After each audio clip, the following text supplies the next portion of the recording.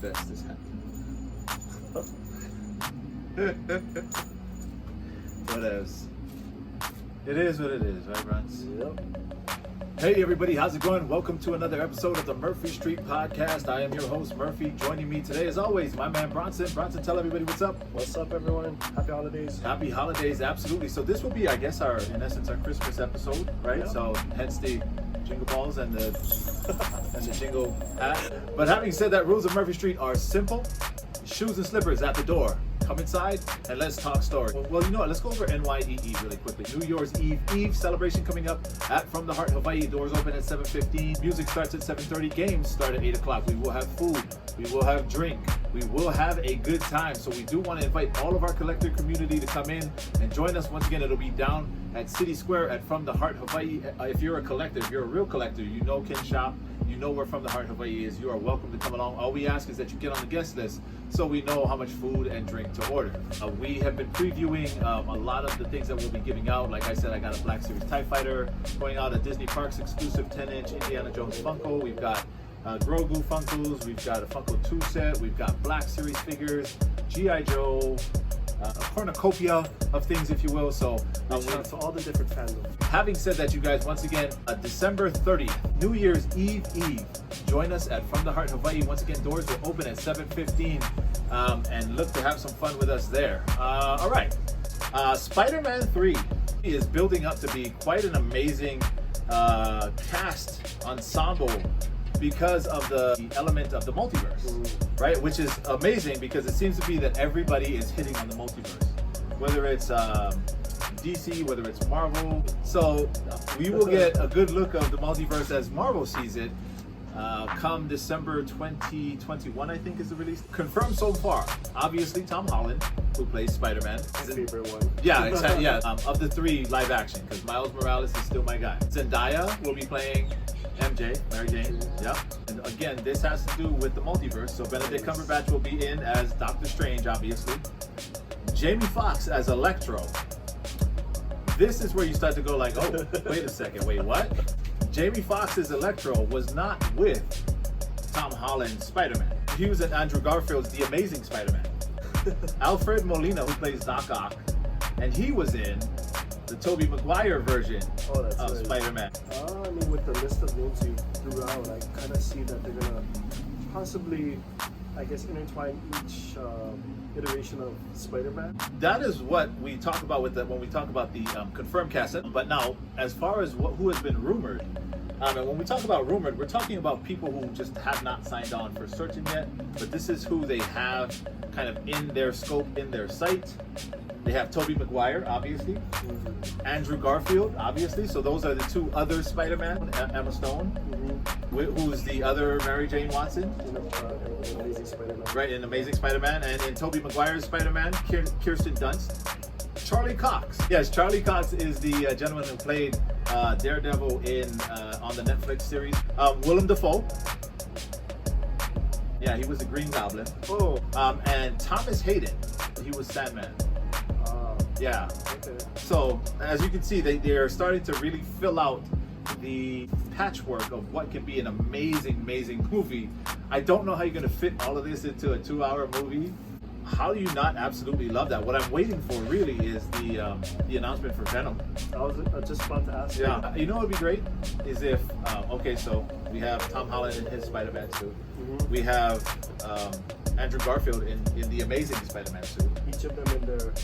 But I want Tobey Maguire to be in the Black Spider-Man suit. The evil one. Yeah. Well, you know, he also came up with the Spider-Man. because that was one of my favorite dance numbers of all time in the Marvel Universe. Next to I think Tony Stark did one really similar in his shop, right? And what I wanted to ask, and I wanted to kind of converse with you about, and I have Hilani was going to join us before she realized she had some work to do, so she gave me her 3. But let's go one by one and give me your wish list of people. If you could put someone into Spider-Man 3, who would you have? You know, that hasn't been announced. Your wish list of somebody that you would see. I mean, I'm a big X-Men fan, so I would love to see somebody from the X-Men universe. I would say maybe Gambit. I like Gambit. That is a fantastic one because I'm actually a big Gambit fan. But since you're an X-Men, I'll go that route as well. Hilani wanted to see Hugh Jackman as Logan / Wolverine. Yeah, absolutely. To get a scene in which Tom Holland runs into both Gambit and Hugh Jackman would be dope. Oh, I know they were talking about like trying to cast Channing Tatum. I think Channing Tatum would do a better Colossus than he would. Because Gambit has a southern, I mean, he's from New Orleans, you know, like he has that. That Cajun accent is not easy to master. For me, I'll throw out just a simple one because he should be dead at this point in time. I want to see Iron Man come back. Like I just love, especially with the bond with him and Tom Holland's character, and Peter Parker. Yeah, I'll start the list off this time. I would like to see Miles Morales. I don't know who would play him. I can see like what's his name? Will Smith's son, maybe. Oh yeah, let's not.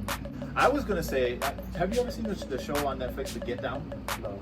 But the guy who does the voice for Miles Morales on the animated version of Spider-Man Into the Spider-Verse, his name in there is Shaolin Fantastic. And he's a dope character. And of course, he voiced Miles Morales. So just like Bo-Katan in The Mandalorian, it just slides right in. Let's see. I wouldn't mind seeing maybe Professor X. To not only just say Professor X, but to think of what setting we would actually run into would be pretty dope. I agree. Because with the new acquisition of Fox, right? Yeah. I'm really hoping Disney can just implement X-Men. Like, just start to use them. Like, come on. What are you waiting for? Hilani's list, her next one, Loki. They're going to be doing a Loki series too, right? Yeah, but what we want to see is that interaction with Spider-Man. And I will end off with our third person. I'll have Hilani go first. Deadpool. Imagine how great that would be. Oh man, how would they do that? Like, they'll have to make it somewhat kid-friendly, but yet that's good. I would love to see that. Third person for you. Third X-Man, or wherever you want to go. Maybe Rogue. Rogue is one of those powerful characters. So. She is. I'll take back Rogue. Okay. Maybe Psylocke. But were you happy with the girl who actressed her? Yeah. You know, so I was gonna say Taskmaster, but I will not say Taskmaster. I will say I would like to see Spider-Man cross paths with Eric Killmonger. Okay, look, CeeLo says he wants Blade. But I feel like that's a realistic one. I feel like CeeLo's predicting. All right, so let's move on now to our Mandalorian part. So you and I actually did the live for it, following up, right? Now, the Mandalorian episode 8 was called The Rescue. But let me ask you this, Bronson. There was so many amazing elements to the final installment of season 2 of The Mandalorian.